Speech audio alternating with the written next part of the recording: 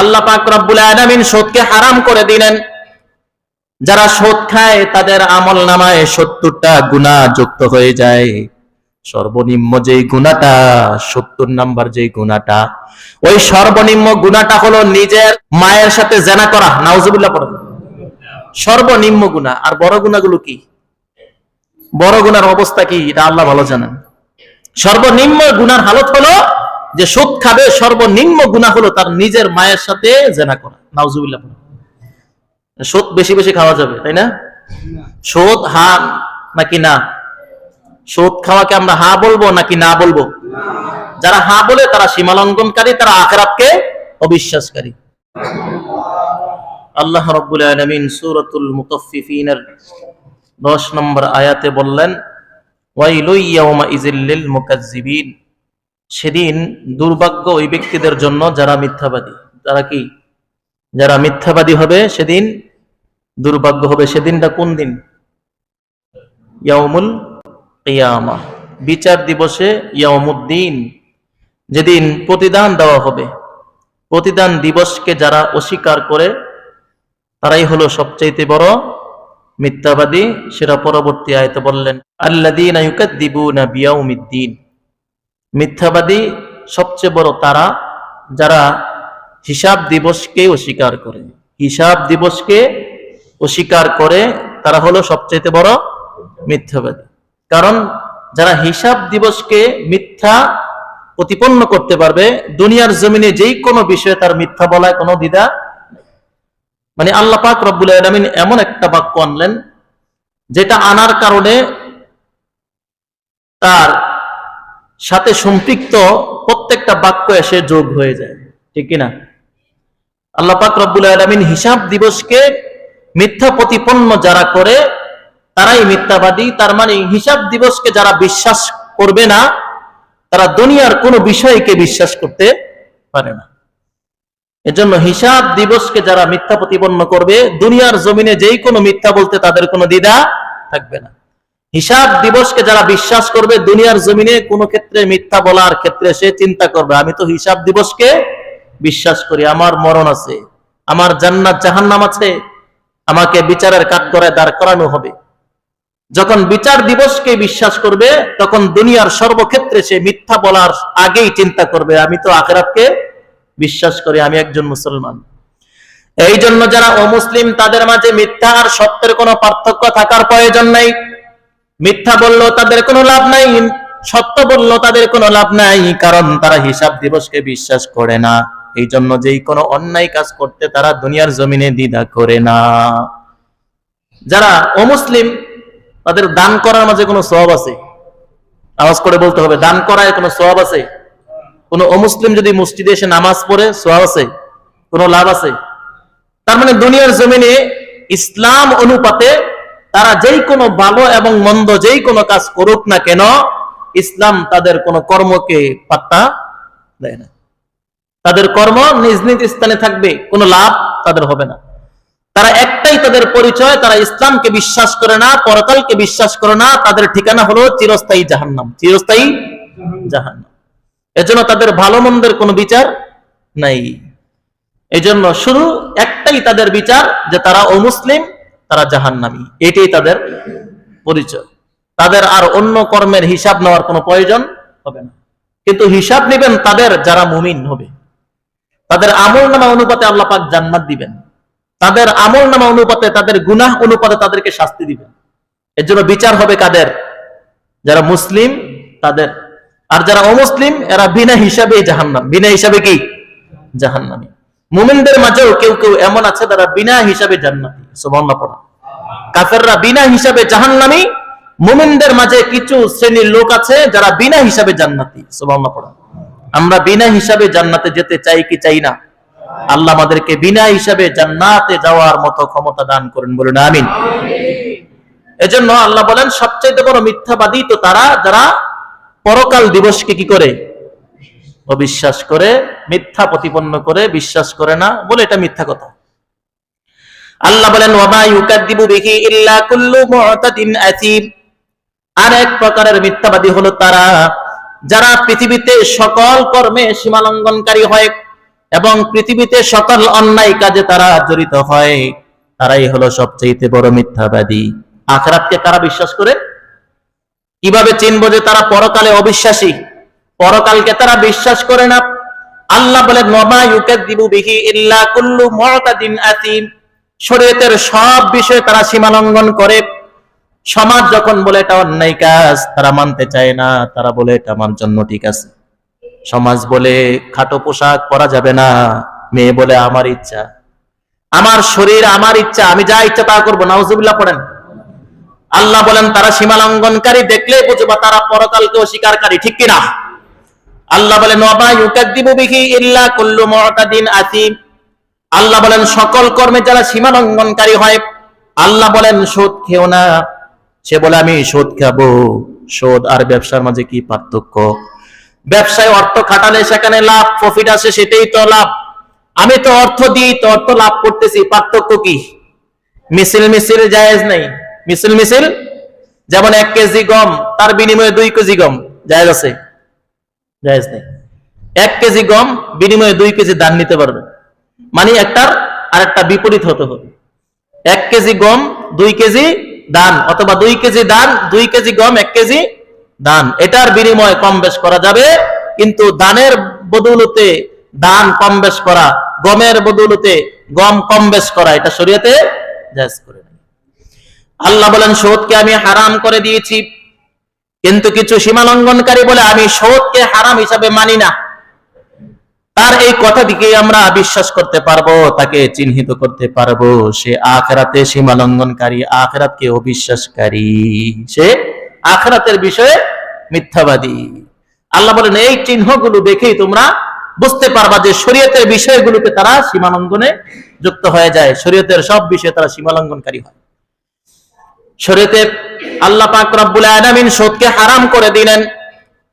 যারা সুদ খায় তাদের আমল নামায় 70টা গুনাহ যুক্ত হয়ে যায়। সর্বনিম্ন যেই গুনাহটা, 70 নাম্বার যেই গুনাহটা, ওই সর্বনিম্ন গুনাহটা হলো নিজের মায়ের সাথে জিনা করা। নাউজুবিল্লাহ পড়েন। সর্বনিম্ন গুনাহ। আর বড় গুনাহগুলো কি? বড় গুনার অবস্থা কি এটা আল্লাহ ভালো জানেন। সর্বনিম্ন গুনার হালত হলো যে সুদ খাবে, সর্বনিম্ন গুনাহ হলো তার নিজের মায়ের সাথে জিনা করা। নাউজুবিল্লাহ পড়েন। সুদ বেশি বেশি খাওয়া যাবে, তাই না? সুদ হা নাকি না? সুদ খাওয়াকে আমরা হা বলবো নাকি না বলবো? যারা হা বলে তারা সীমা লঙ্ঘনকারী, তারা আখিরাতকে অবিশ্বাসকারী। মূল হলো ইসলামের শরীয়তে যেটাকে হালাল করেছেন এটাকে হারাম বলতেছে, আর যেটাকে হারাম করেছেন এটাকে হালাল বলবে। বোঝা যাবে তারাই হলো সীমা লঙ্ঘনকারী, আর এই সীমা লঙ্ঘনকারী যারা, তারাই হলো আখিরাতকে অবিশ্বাসকারী, ঠিক কিনা? আল্লাহ বলেন ইল্লা কুল্লু মু'তাদিন আসিম, শুধু সীমা লঙ্ঘনকারী না, সীমা লঙ্ঘন যারা করে তারা পাপও করে। সীমা লঙ্ঘনে পাপ আছে না নাই? গুনাহ আছে না নাই? ইল্লা কুল্লু মু'তাদিন আসিম, সকল পাপ কর্মে, সকল অন্যায় করবে, সকল গুনাহের কাজে তারা ব্যস্ত থাকবে। গুনাহকে গুনাহই মনে করবে না, নেককে নেক মনে করবে না। আল্লাহ বলেন তারাই হলো আখিরাতকে অবিশ্বাসকারী, যারা দুনিয়ার জমিনে শরীয়তের সর্ব বিষয়ে সীমা লঙ্ঘনকারী হয়, গুনাহ করতে দ্বিধা করে না, গুনাহ তাদের কাছে কষ্টের মনে হয় না, গুনাহ করা তাদের কাছে সহজ হয়। আল্লাহ বলেন তারাই হলো আখিরাতকে অবিশ্বাসকারী। যারা আখিরাতকে অবিশ্বাস করে, ওয়াইলু ইয়াউমা ইযিল লিল মুকাজ্জিবিন, আল্লাহ বলেন তাদের জন্যই দুর্ভাগ্য, যে হাসরের ময়দানে তারাই হতভাগা, তারাই জাহান্নামী। শুধু তাই নয়, ইযা তুতলা আলাইহি আয়াতুনা ক্বালা আসাতিরুল আউয়ালিন, যারা সীমা লঙ্ঘন করেছে, শরীয়তের সর্ব বিষয়ে সীমা লঙ্ঘন করতে করতে অভ্যস্ত হয়ে গিয়েছে, পাপ কর্ম করতে করতে অভ্যস্ত হয়ে গিয়েছে, গুনাহের কাজ গুনাহ মনে হয় না, নেকের কাজ এটা ভালো মনে হয় না, গুনাহ করতে করতে জীবন অতিবাহিত করেছে, তাদের কাছে যখন আল্লাহ বলেন আমার আয়াতের তেলাওয়াত করা হয়, তখন তারা বলে এটা তো রূপ কথা, এটা তো পূর্ববর্তীদের কথা, এটা পুরাতন কথা, এই কথা আমাদেরকে আর শোনায়েন না, দূরে যান। আছে না নাই? এই কথা আমার কাছে আর ভালো লাগে না, এটা পুরান কথা, এই কথা বাদ দেন। আল্লাহ বলেন তারাই আমার আয়াতকে অপছন্দ করবে, যারা সীমা লঙ্ঘন করে, যারা পাপ কর্ম করে, তাদের পাপের কারণে, তাদের সীমা লঙ্ঘনের কারণে আমার আয়াতগুলো তাদের কাছে শোনানোর সাথে সাথে তাদের কাছে অপছন্দনীয় মনে হবে। আল্লাহ বলেন কাল্লা বাল রানা আলা কুলুবিহিম মা কানু ইয়াকসিবুন, আল্লাহ বলেন তাদের মন গড়া এটা বলে নাই।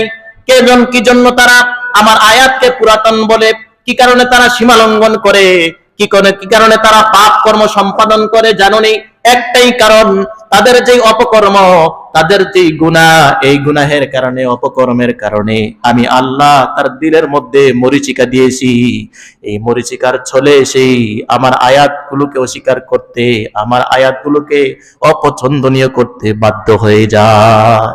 তাদের অপকর্ম, গুনাহ আর সীমালঙ্ঘনের কারণে আয়াতগুলো অপছন্দনীয় মনে হয়। যারা সারাদিন গান শোনে তাদের কাছে কোরআনের আয়াত শুনতে ভালো লাগবে? সারাদিন গান শোনে, গজল শুনতে ভালো লাগবে না, কোরআনের তেলাওয়াত শুনতে ভালো লাগবে না, ঠিক কিনা? কারণ এই গুনাহের কারণে, গুনাহের একটা যে প্রভাব, এটা সারায় উঠতে না পারার কারণে আয়াতগুলো তাদের সামনে তেলাওয়াত করলে আর ভালো লাগে না। সংক্ষিপ্ত করেন, ছোট করেন, মানে অনেক ব্যস্ত, এগুলো আর ভালো লাগছে না, আছে না নাই? কাল্লা ইন্নাহুম আর রাব্বিহিম ইয়াওমা ইযিল লামাহজুবুন, হাশরের ময়দানে তাদের অবস্থা কি হবে? তারা আল্লাহকে দেখতে পাবে না। আল্লাহ বলেন তাদের উপরে পর্দা ঢেলে দেওয়া হবে, তাদের রব থেকে তারা অদৃশ্য থাকবে, গোপন থাকবে, তাদেরকে তাদের রবের সামনে উপস্থিত করা হবে না। অর্থাৎ দুনিয়াতেও তারা তাদের রবকে দেখে নাই, হাশরের ময়দানও আল্লাহকে দেখার সুযোগ তাদের হবে না। নাউজুবিল্লাহ পড়ে।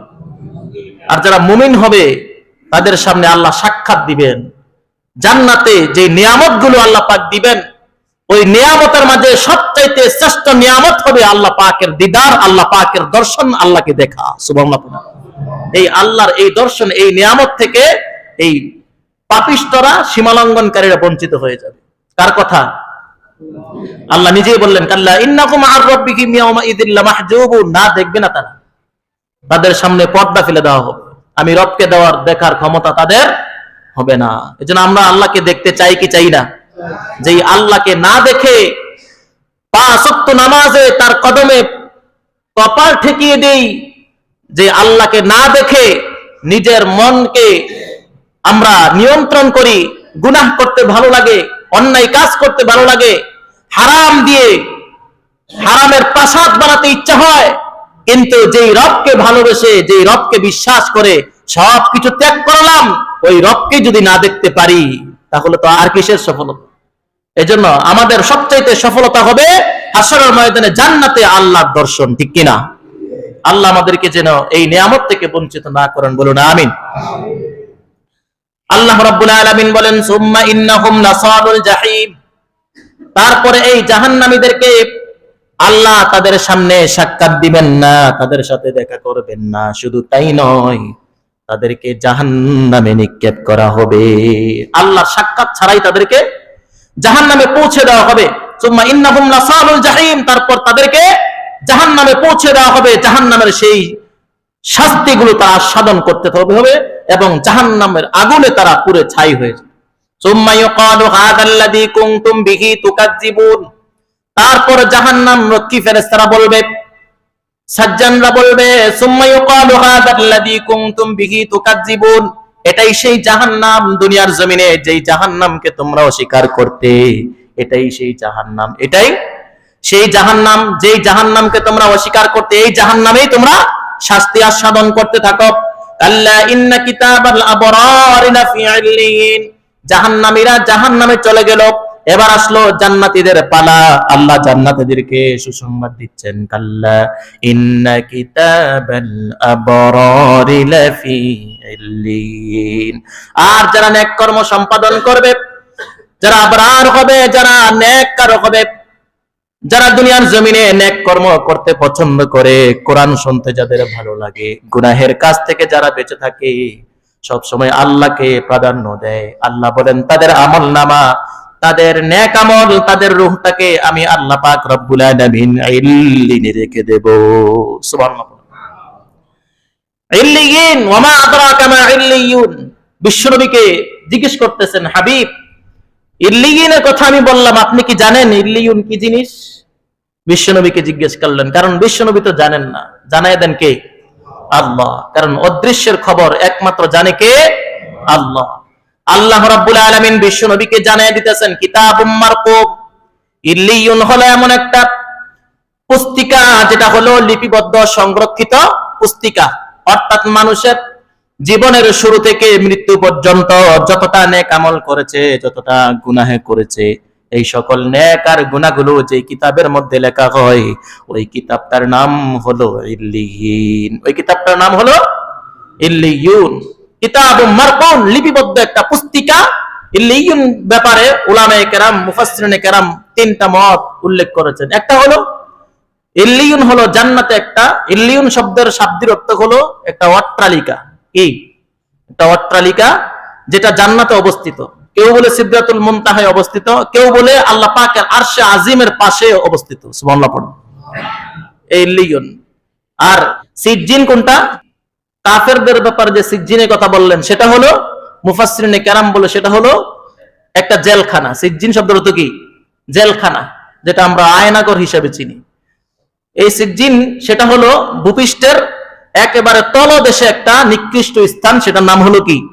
সিজ্জিন, যেখানে পাপিষ্ঠদের নেক এবং রূহটা সংরক্ষিত থাকবে। আল্লাহ আমাদেরকে হেফাজত করুন, বলুন আমিন। আমরা ইল্লিয়িনে থাকতে চাই নাকি সিজ্জিনে থাকতে চাই? ইল্লিয়িনে আল্লাহ পাক আমাদেরকে স্থান দেন, বলুন আমিন। আল্লাহ বলেন কিতাবুম মারকুম ইয়াশহাদুহুল মুকাররাবুন, শুধু তাই নয়, ইল্লিয়ুনে মুমিনদের রূহ আর আমলনামা সংরক্ষিত, এই বিষয়গুলো দেখভাল করার জন্য আল্লাহ পাক রব্বুল আলামিন নৈকট্যপ্রাপ্ত ফেরেশতাদেরকে নিযুক্ত করে দিলেন। ইয়াশহাদুহুল মুকাররাবুন, আল্লাহর কাছে সবচেয়ে নৈকট্যপ্রাপ্ত যেই ফেরেশতা, তাদেরকে এই ইল্লিয়ুন দেখভাল করার জন্য, পাহারাদারি করার জন্য নিযুক্ত করে দিয়েছে। সুবহানাল্লাহ পড়েন। কারণ হলো এটা নেক, এটার পাওয়ার অনেক বেশি। এই নেককারদের সর্বনিম্ন জান্নাতটা হবে এমন দুনিয়ার 10 দুনিয়ার সমান। সুবহানাল্লাহ পড়েন। যেই নেকের পাওয়ার এত বেশি, যেই নেকগুলাকে সংরক্ষণ করার জন্য, এর আশপাশে বারবার থাকার জন্য ইয়াশহাদুহুল মুকাররাবুন শুধুমাত্র পাহারাদারি করবে না, তারা এই নেকগুলোর দিকে বারবার তাকায় তাকায় দেখবে যে এত বড় বড় পাওয়ারফুল নেকগুলো আমাদের সংরক্ষণে। সুবহানাল্লাহ পড়েন। আপনারা আমার নেক দেখার জন্য ফেরেশতারা বেকুল থাকবে। আর জাহান্নামীদের এই বদ আমল আর তাদের রূহ সিজ্জিনে থাকবে আর ধিক্কার দিতে থাকবে। নাউজুবিল্লাহ। আমরা কি সিজ্জিনে থাকতে চাই না ইল্লিয়িনে থাকতে চাই? আল্লাহ আমাদেরকে ইল্লিয়িনে স্থান দেন, বলুন আমিন। আল্লাহ বলেন ইয়াশহাদুহুল মুকাররাবুন ইন্নাল আবরার লাফি নাঈম, যারা নেককার হবে, যারা দুনিয়ার জমিনে সব সময় নেক কাজ করেছে, ভালো কাজ করেছে, অন্যায় কাজ থেকে নিজেকে বিরত রেখেছে, নিজেকে বিরত রাখতে পারার কারণে আল্লাহ এই আবরারদেরকে, নেককারদেরকে আল্লাহ রাব্বুল আলামিন নিয়ামতপূর্ণ জান্নাতে স্থান দিয়ে দিবেন। নিয়ামতপূর্ণ জান্নাত, ইন্নাল আবরার লাফি নাঈম, নিয়ামতপূর্ণ জান্নাতে স্থান দিবে আল্লাহ পাক নেককারদেরকে। আমাদেরকে সর্ব অবস্থায়, সব ক্ষেত্রে আমাদেরকে নেককার হতে হবে। নেককার বলা হয় যারা ভালো মানুষ, যারা আমাদের দেশে, আমাদের পরিচিতিতে ভালো মানুষ, যাদেরকে যেই কর্মের কারণে ভালো মানুষ বলা হয়। আল্লাহর কাছেও একটা রীতিনীতি আছে যেটার কারণে আল্লাহর কাছে ভালো মানুষ হওয়া যায়। আমাদের দেশে যারা আমাদের রীতির বাহিরে ওই কাজগুলো করলে খারাপ মানুষ, আর যারা আমাদের মুয়াফেক হয়, আমাদের সাথে সম্পৃক্ত রাখে, তাদেরকে আমাদের সাথে মিল রাখার কারণে তাদেরকে বলি ভালো মানুষ। আল্লাহ বলেন আমার কাছে কিছু নীতি আছে, আমার সিস্টেমে যারা চলবে তারা ভালো মানুষ, আমার সিস্টেমের বাহিরে যারা যাবে তারা হলো খারাপ মানুষ। এই যা ভালো মানুষদের জন্য রয়েছে ইল্লিয়িন, আর খারাপ মানুষদের জন্য রয়েছে সিজ্জিন। খারাপ মানুষের রূহ থাকবে সিজ্জিনে, ভালো মানুষের রূহ থাকবে ইল্লিয়িনে, ঠিক কি না? আল্লাহ রাব্বুল আলামিন বলেন ইন্নাল আবরার লাফি নাঈম, নেককার যারা হবে তারা জান্নাতে থাকবে। আলাল আরাইকি ইয়ানজুরুন, তারা একটা সুউচ্চ সবচাইতে উৎকৃষ্ট একটা আসনে বসবে, সেখানে বসে বসে তারা প্রত্যক্ষ করতে থাকবে, জান্নাতটা দেখবে। জান্নাতের নাজ নিয়ামত দেখার জন্য একটা উঁচু স্টেজ বানানো হবে, বড় একটা সিংহাসনে বসানো হবে। ওইখানে বসার পরে আল্লাহ জান্নাতে যে নিয়ামত গুলো দিলেন, ওই নিয়ামত গুলো তারা প্রত্যক্ষ করতে থাকবে। যত বেশি নিয়ামত দেখবে তত বেশি আনন্দ আছে না নাই? তত বেশি আনন্দ তাদের মাঝে আসবে।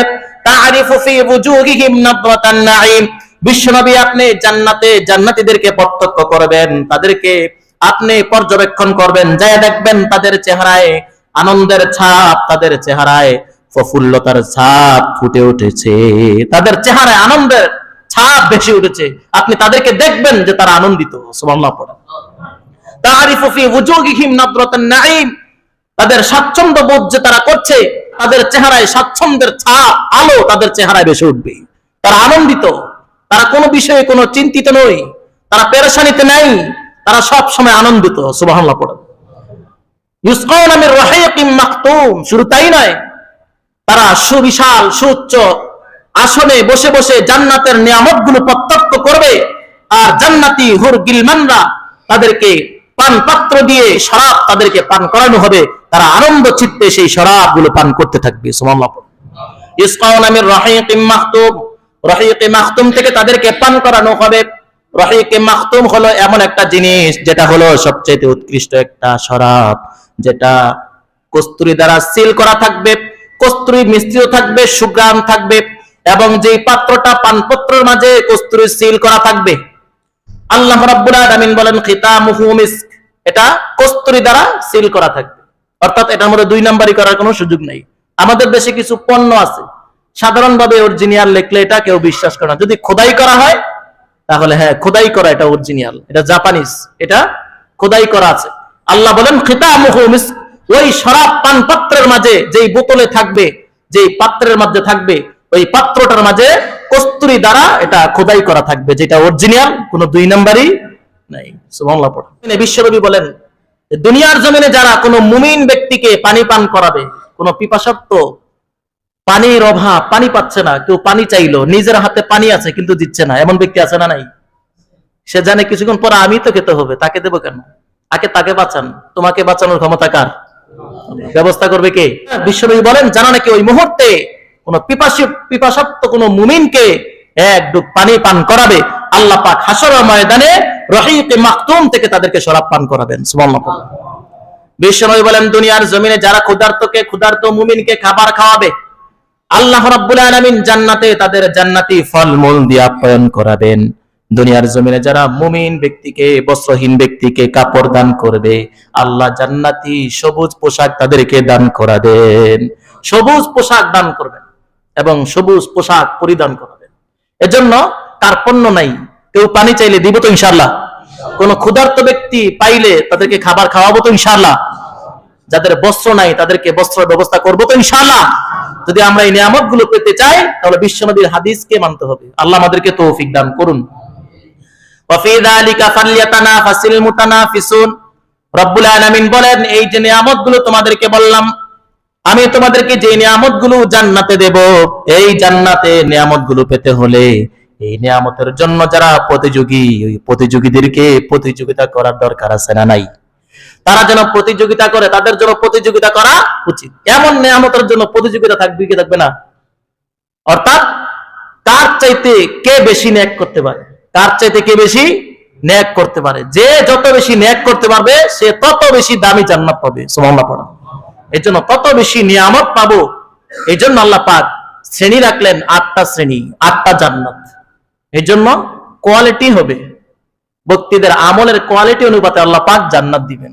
এজন্য আমরা সব সময় চেষ্টা থাকবে আমরা 1 নাম্বার জান্নাত, জান্নাতুল ফিরদাউসের মালিক হতে হবে, ঠিক কি না? আল্লাহ আমাদেরকে জান্নাতুল ফিরদাউসের মালিক বানায় দেন, বলুন আমিন।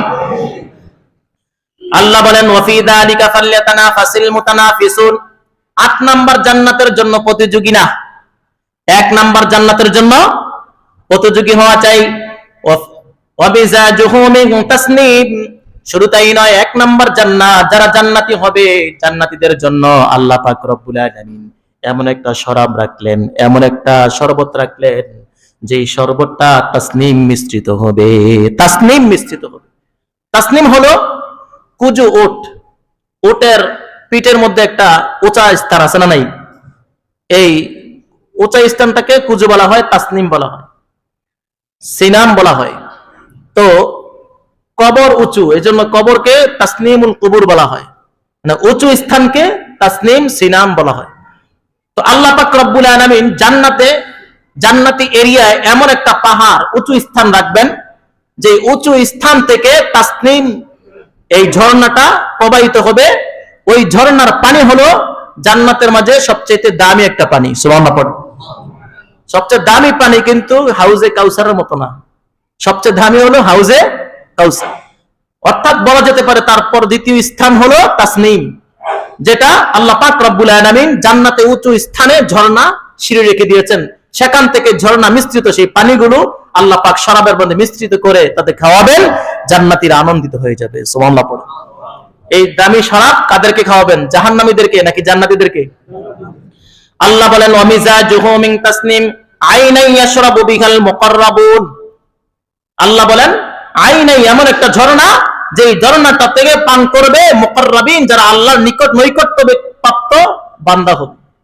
আর যারা নাকি দৈনন্দিন 5 বার নামাজ পড়ে তারা সবার চাইতে বেশি আল্লাহর কাছে নৈকট্য প্রাপ্ত বান্দা। আল্লাহ বলেন আইনাই ইয়াশরাবু বিহাল মুকাররাবুন, ওই তাসনিম মিশ্রিত সেই ঝর্ণার যেই শরবত, যে শরাবটা পান করবে তারা হলো আল্লাহর নিকটবর্তী এবং নৈকট্যশীল ব্যক্তি যারা, তারা। এবার আমরা চিন্তা করি যারা নিকটে যত বেশি নৈকট্য প্রাপ্ত হবে তারা তত বেশি পান করতে পারবে।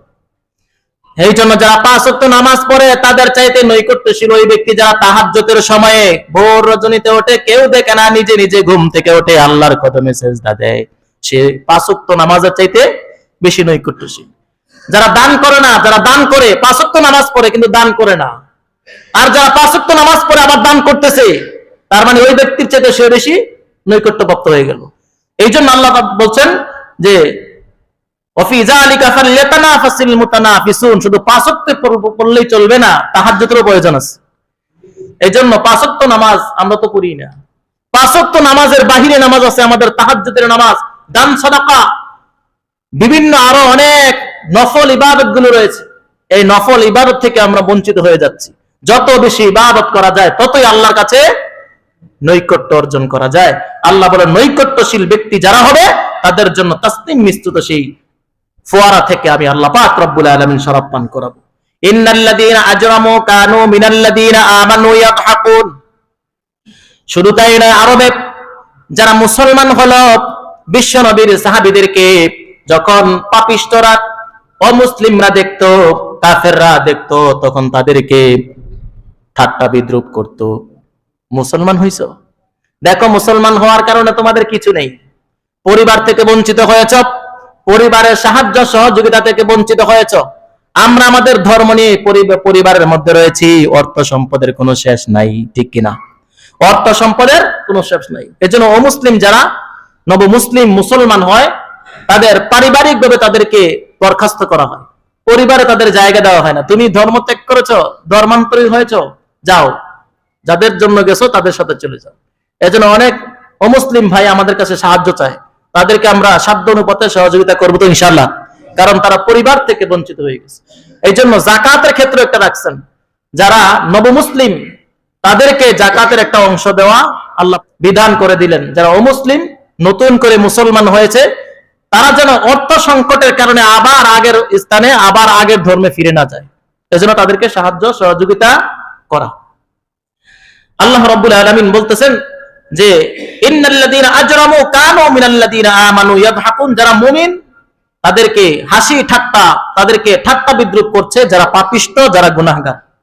শুধু তাই নয়, ওয়া ইযা মাররু বিহিম ইয়াতাগামাজুন, মুমিনদের কাছ দিয়ে যখন অমুসলিমরা হেঁটে চলতো তখন তাদেরকে চোখ টিপ দিত, চোখের ইশারা তাদেরকে ঠাট্টা বিদ্রুপ করত। হ্যাঁ, মুসলমান হইছো, বিভিন্ন রকমের ঠাট্টা বিদ্রুপ করত। শুরু তাই নয়, ওয়া ইযান ক্বালাবু ইলা আহলিহিম ক্বালাবু ফাকিহিন, যখন তারা রাস্তাঘাটে চলাফেরা করত তখন তো তারা ঠাট্টা বিদ্রুপ করতই। এক পর্যায়ে ঠাট্টা বিদ্রুপ করতে করতে যখন নিজের ফ্যামিলিতে চলে যেত, নিজের পরিবারে যখন চলে যেত, তখন ফ্যামিলির মধ্যে হাই হুল্লাস, আনন্দ চিত্ত, শুনছ অমুক ব্যক্তি ইসলাম গ্রহণ করছে, রাস্তাঘাটে ঠাট্টা বিদ্রুপ করেছি, হা আছে না নাই? তাদের কাছে পরিবারে গিয়ে ঠাট্টা বিদ্রুপটা ভাগ করে পরিবারকে আবার আনন্দিত করে যে অমুকরে আমি ঠাট্টা বিদ্রুপ করে এসেছি। ঠাট্টা বিদ্রুপ করতে করতে পরিবার পর্যন্ত তারা পৌঁছে যেত। সব সময় ঠাট্টা বিদ্রুপ। আমাদের দেশে আমাদের মুসলমানদেরকে ঠাট্টা বিদ্রুপ করে, আছে না নাই? কাফেররা করে নাকি মুসলমানরাই করে? আমাদের দেশে নবীর জামানায় নবীর চাইতে শ্রেষ্ঠ মানব আর কেউ নেই। কিন্তু এই মুমিনদেরকে ঠাট্টা বিদ্রুপ করতো, মুমিনরা কখনো কষ্ট পেত না। কারণ হলো মুমিনরা এমন একজন নবী পেয়েছেন যিনি শ্রেষ্ঠ নবী, এমন একজন মানব পেয়েছেন যিনি শ্রেষ্ঠ মানব। সুবহানাল্লাহ পড়েন। এমন একজন নবী পেয়েছেন যিনি শেষ নবী, এমন একজন নবী পেয়েছেন যিনি উভয় জগতের জন্য রহমত। ওয়া মা আরসালনাকা ইল্লা রাহমাতাল লিল আলামিন। আল্লাহ রাব্বুল আলামিন বিশ্ব নবীকে দুনিয়া এবং আখিরাতের জন্য রহমত হিসাবে প্রেরণ করেছেন। আল্লাহু আকবার। শুধু তাই নয়, মা কানা মুহাম্মাদুন আবা আহাদিম মির রিজালিকুম ওয়ালাকিন রাসূলুল্লাহি ওয়া খাতামান নাবিয়্যিন। নবীকে আল্লাহ পাক শেষ নবী বানাইছেন, রাসূল এবং নবী, তিনি শেষ নবী, তারপরে আর কোন নবী দুনিয়াতে আসবে। এজন্য অমুসলিম যারা কিছু মুসলিম আছে, মুসলমানদের ভেতরে ঢুকে তারা মুসলমান পরিচয় দেয় আর বলে আমরা বিশ্ব নবীকে শেষ নবী মানি না, আমাদের শেষ নবী হলো গোলাম আহমদ কাদিয়ানী। আছে না নাই? রাষ্ট্রীয়ভাবে গোলাম আহমদ কাদিয়ানী তার সম্প্রদায় যারা আছে, তাদের অনুসারী যারা আছে, তাদেরকে অমুসলিম ঘোষণার দাবিতে সোহরাওয়ার্দী উদ্যানে আবারও সেই গণসমাবেশ হবে, আমরা উপস্থিত থাকব। আমরা আমাদের নবীর শ্রেষ্ঠত্বের উপরে কেউ হাত দিবে এটা বরদাস্ত করতে পারবো না। রাষ্ট্রীয়ভাবে কাদিয়ানীদেরকে, বাংলাদেশে আমরা কাদিয়ানীদেরকে কাফের ঘোষণা করতে পারি না, অথচ বহির্দেশে কাদিয়ানীরা যখন নিজের পাসপোর্ট সাইন করতে যায় তখন বলে তুমি মুসলিম হিসাবে প্রবেশ করতে পারবে না, তুমি অমুসলিম হিসাবে সাইন করে প্রবেশ করতে হবে।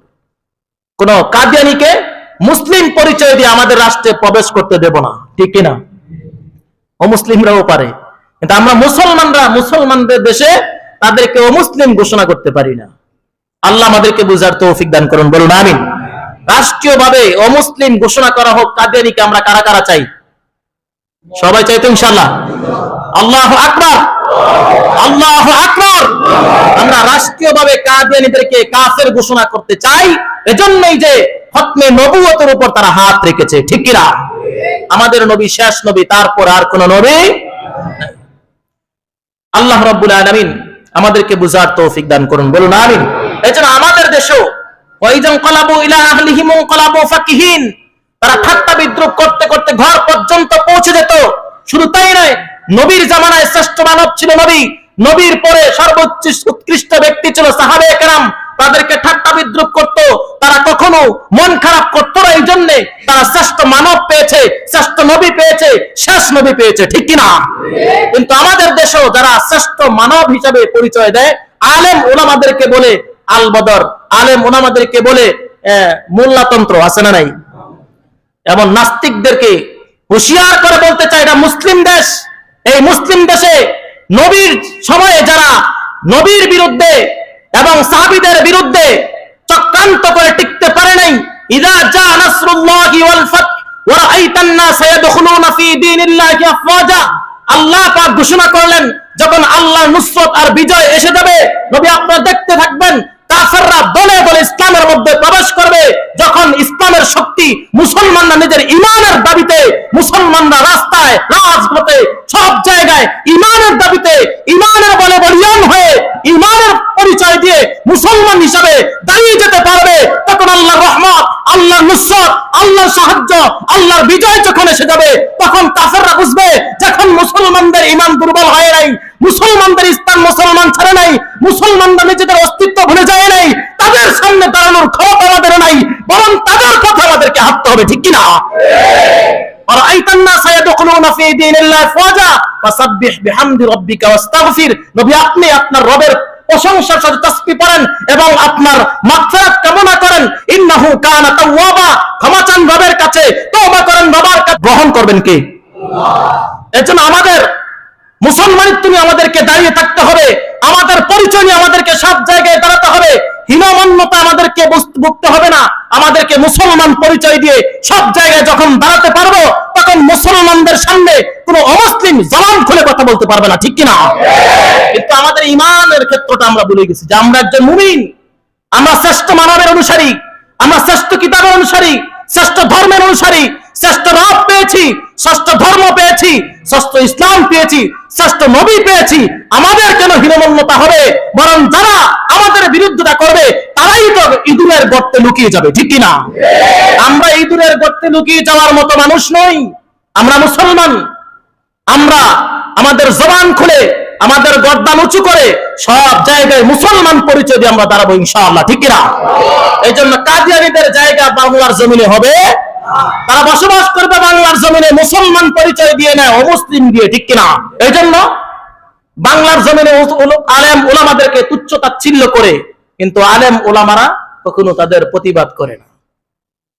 এই জন্য প্রতিবাদ করতে হবে না, বরং তৌহিদি জনতা মুমিনরা তাদের প্রতিবাদ করে তাদেরকে ইঁদুরের গর্তে ঢুকিয়ে দিবে, ঠিক কিনা? এই জন্য সাহাবায়ে কেরামকে ঠাট্টা বিদ্রুপ করে লাভ হয় নাই। আল্লাহ বললেন, নবী আপনি সবর করেন, ধৈর্য ধরেন, পেরেশানি হওয়ার কারণ নাই। আপনার কাজ হলো দাওয়াত দেওয়া, বিজয় দান করবে কে? আল্লাহ। আপনি পেরেশানি হয়েন না। আমার নুসরত, আমার বিজয় যখন আসবে আপনি দেখবেন এই কাফেররা ভয়ে আবার ইসলামে প্রবেশ করবে, দলে দলে ইসলামে প্রবেশ করবে। মক্কা বিজয় যখন হয়ে গেল, দলে দলে কাফেররা ইসলামে প্রবেশ করতে আরম্ভ করছে। দেখো মুসলমানদের সাথে আর পারা যাবে না। এর জন্য মুসলমানদেরকে উজ্জীবিত হতে হবে। আমাদের দেশে আমাদের লজ্জা হলো যে একজন হিন্দু সম্প্রদায় আমাদের মুসলিম নারীকে দর্শন করে, নাউজুবিল্লাহ পড়েন। ইসকন আমাদের মাথার উপর চাপা দিয়ে বসছে। মুসলিম দেশে ইসকনদের জ্বালা যন্ত্রণা থাকা যায় না। ও মুসলিমদেরকে আজকে আমরা পূজা মণ্ডপে যাইয়া স্বাগত জানাই, শুভেচ্ছা জানানোর ফল হলো এগুলো যে আমাদের মুসলিম নারীকে তারা দর্শন করে, আমাদের ইসলামের উপর কথা বলে, আমাদের খতিবদেরকে গুম করে, নাউজুবিল্লাহ পড়েন। মুসলমান আমাদেরকে মুসলমানিত্ব নিয়ে বেঁচে থাকতে হবে, ঠিক কিনা? এটা কাফেরদের ঠাট্টা বিদ্রোহে আমরা নড়ে যাব না। আমরা সত্য পিচা পাচিলের মতো আমরা দাঁড়িয়ে থাকবো, ঠিক কিনা? আল্লাহ বলেন, ওয়া ইযান ক্বালাবু ইলা আহলিহিম ক্বালাবু ফাকিহিন। তারা আনন্দ করতে করতে, ঠাট্টা বিদ্রোহ করতে করতে পরিবার পর্যন্ত পৌঁছে যায়। ওয়া ইযা রাআউহুম ক্বালু ইন্না হাউলাই লাযাল্লুন। আর বলে, দেখো এই মুসলমানরা পথভ্রষ্ট হয়ে গেছে। তারা আনন্দ করত এবং বলতো যে তারা পথভ্রষ্ট হয়ে গেছে। আনন্দ চিত্রে বলতো তারা মৌলবাদ হয়ে গেছে। আনন্দ চিত্তে বলে দেখো তারা মোল্লাতন্ত্র। এদের কমন সেন্স নাই, এদের কমন সেন্স আছে, নাউজুবিল্লাহ পড়েন। এদের সাথে তাদের সাথে কোনো পার্থক্য নাই। জাস্ট তাদের লেবাস আছে মুসলিমদের লেবাস, কাফেরদের মাঝে লেবাস ছিল না মুসলমানদের লেবাস। পার্থক্য এটাই। তারা পরিচয় দিচ্ছে কাফের আর আমরা পরিচয় দিই মুসলমান, পার্থক্য এটুকু, কিন্তু কাজ একই। আল্লাহ বলেন যে তারা আনন্দ করত, আর বলতো দেখো এই যে মুহাম্মদের সাথে যারা চলতেছে তারা পথভ্রষ্ট হয়ে গেছে। আসলে পথভ্রষ্ট কারা? মুহাম্মদ সাল্লাল্লাহু আলাইহি ওয়াসাল্লামের সাথে চলে সাহাবায়ে কেরাম পথভ্রষ্ট হয়েছে, নাকি যারা নবীর সংসদে আসে নাই কাফের হয়ে রয়েছে তারাই পথভ্রষ্ট? এই জবাবটা আল্লাহ পাক রব্বুল আলামিন সামনে দিচ্ছেন যে চুপ থাকেন, পেরেশানি হওয়ার প্রয়োজন নাই। তারা আপনাদেরকে পথভ্রষ্ট বলতেছে। ওয়ামা উরসিলু আলাইহিম হাফিজিন। আমি কি তাদেরকে আপনার পথভ্রষ্ট নাকি পথভ্রষ্ট না এটা সংরক্ষণ করার জন্য তাদেরকে পাঠাইছি? এটা কি তাদের কাজ? কিছু ব্যক্তি আছে যেমন এদের এই আচরণ, আল্লাহ বলেন যে তাদের কি এটা কাজ যে আপনারা পথভ্রষ্ট হয়েছেন, আপনার উপর ঈমান এনে মুসলমান যারা হয়েছে তারা পথভ্রষ্ট হয়ে গেছে, এটা কি কাফেরদের কাজ নির্ধারণ করা? এটা তাদেরকে এই দায়িত্ব আমি দেই নাই। কিছু ব্যক্তি আছে এমন সমাজের মাঝে যারা ভালো ভালো ব্যক্তি তাদের ভুল ধরতে আরম্ভ করে, মানে এদের কাজ মনে তাদেরকে দায়িত্ব দিয়েছে যে আপনি ভুল ধরবেন। কিছু কিছু এমন পণ্ডিত ব্যক্তিও আছে যারা আলেম ওলামাদের ভুল ধরতে আরম্ভ করে। এদের জন্য দুইটা পরামর্শ। একটা হলো আপনি আবার দ্বীনের কাজে, বিশাল দ্বীনের কাজে চলে যান, সেখানে দায়িত্ব করেন, অথবা জিহাদের ময়দানে যান, অথবা যারা নাস্তিক তাদের কাছে যান, অথবা যারা মুসলমানদের বিরুদ্ধাচরণ করছে তাদেরকে যে দাওয়াত দেন, অথবা আপনি যদি মনে করেন আপনি বড় হয়ে গেছেন তাহলে আপনি এটা করেন, আর যদি না আমার মধ্যে গলতি আছে তাহলে আপনার মতো পণ্ডিতের কাজ হলো আপনি খানকায় চলে যান, বড়দের সোহবতে গিয়ে আপনার নফসকে ঠিক করেন, অন্যের ভুল না অন্যের কাছ থেকে শিকার জন্য কিছু চেষ্টা করেন। এই যদি খানকায় যাওয়া যায়, বড়দের সোহবতে যাওয়া যায়, তাহলে যে ভিতরে যে একটা অহংকারী ভাব, নিজের ভিতরে যে একটা যোগ্যতা এবং অনেক কিছু জাননেওয়ালা, অনেক শিক্ষিত, অনেক বড় ব্যক্তিত্ব হয়ে গেছি, যে আলেম ওলামাদের ভুল ধরতে আমি অভ্যস্ত, তাহলে তাদের কাজ হলো আপনি খানকায় চলে যান, আপনি সঠিক পথে আসেন না বেঠিক পথে আসেন সেখানে বুঝাই দিবে, ঠিক কিনা? এই জন্য যোগে যোগে বড় বড় বুজুর্গদের দরবারে অনেক বড় বড় আলেমরা পড়ে থাকতেন নিজের নফসকে ঠিক করার জন্য। কেউ আছে আলেম ওলামাদের কথা শোনার জন্য আসেন, যে তারা কিছু বলতেছে আমরা তার কাছ থেকে কিছু শিখবো, এবং সেও তো আমি পড়বো, সারা সময়টা ব্যস্ত থাকে কোনো একটা ভুল করে কিনা, এটা ভুল ধরবো এবং এটাকে নিয়ে সমালোচনা করতে থাকবে, এটা নিয়ে ব্যস্ত থাকবে, আছে না নাই? এমন মন মানসিকতা ত্যাগ করতে হবে। যদি এমন মন মানসিকতা ত্যাগ করে সব সময় কোনো একটা কিছু শিকার আশা থাকে, তাহলে তার দিলের মধ্যে হেদায়েত দান করবে কে? আল্লাহ। আর যদি মনে করি যে আমি অনেক বড় শিক্ষিত, তাহলে আপনাকে আমাদেরকে এখানে বৈশা বৈশা কোনো নসিহত শুনতে হবে না, বরং আপনি জেহাদের ময়দানে জেহাদ করেন, অথবা যারা নাস্তিক আছে তাদেরকে বুঝান ইসলামের পথে। কিন্তু বসে বসে শুধুমাত্র আরেকজনের ভুল ধরার চেষ্টা করা থেকে বিরত থাকতে হবে। এজন্য পুরা সমাজ জুড়ে, পুরা দেশ জুড়ে শুধুমাত্র বড়দের ভুল ধরার মাঝে থাকে এমন ব্যক্তি আছে না নাই? আল্লাহ পাক আমাদেরকে হেফাজত করেন। আল্লাহ বলেন তাদেরকে, তারা পথভ্রষ্ট হয়ে গেছে, মুসলমান নবী পথভ্রষ্ট হয়ে গেছে, সাহাবায়ে কেরাম পথভ্রষ্ট হয়ে গেছে, এটা নির্ধারণ করা কি দায়িত্ব আমি তাদেরকে দিলাম? ওয়া মা উরসিলু আলাইহিম হাফিজিন, তাদের সংরক্ষণের জন্য কি আমি কাফেরদেরকে নিযুক্ত করছি নাকি? কিন্তু তারা এটা করছে। ফালইয়াউমাল্লাযীনা আমানু মিনাল কুফফারি ইয়াদহাকুন, সেদিন মুসলমানরা, মুমিনরা কাফেরদেরকে হাসরের ময়দানে দেখে দেখে ঠাট্টা বিদ্রুপ করবে। এই যে দুনিয়াতে যে আমাদেরকে ঠাট্টা বিদ্রুপ করছিল, আজকে কোথায়? হ্যাঁ, আমাদেরকে খুঁজে খুঁজে আমরা পথভ্রষ্ট হয়ে গেছি, এই সেই হয়ে গেছি, এটা খোঁজার দায়িত্ব আল্লাহ তোমাদেরকে দিয়েছিল। আজকে দেখো তোমরা কোথায় আর আমরা কোথায়। ফালইয়াউমাল্লাযীনা আমানু মিনাল কুফফারি ইয়াদহাকুন, সেদিন মুমিনরা কাফেরদেরকে দেখেই ঠাট্টা বিদ্রুপ করতে থাকবে। এই কাফেররা, দেখো তোমরা যে আমাদেরকে ঠাট্টা বিদ্রুপ করেছিলে আর বলেছিলে আমরা পথভ্রষ্ট, আজ দেখো তোমরা পথভ্রষ্ট নাকি আমরা পথভ্রষ্ট, ঠিক কি না? তারপরে বলেন আলাল আরাইকি ইয়ানজুরুন, তারা সেই সিংহাসনে বসে বসে জাহান্নামীদের শাস্তির যে একটা দৃশ্য, জাহান্নামীদের এই শাস্তি, এই কাফেরদের এই শাস্তি, বিশাল বড় আসনে স্টেজে বসে বসে তাদের এই শাস্তিগুলো প্রত্যক্ষ করবে। হাল সুবিবাল কুফফারু মা কানু ইয়াফালুন, প্রশ্ন করা হবে আজকে কি কাফেররা তাদের কৃতকর্মের ফল পেয়েছে, ঠিক কি না? আল্লাহ পাক রব্বুল আলামিন আমাদেরকে যা সংক্ষিপ্তভাবে আমরা সূরা মুতাফফিফিন থেকে জানলাম, এর উপর আমাদেরকে জীবন গড়ে, আমাদের জীবনটাকে সুন্দর করে, আলোকিত করে, আমাদের জীবনটাকে জান্নাতের পথে পরিচালনা করার তৌফিক দান করুন, বলুন আমিন।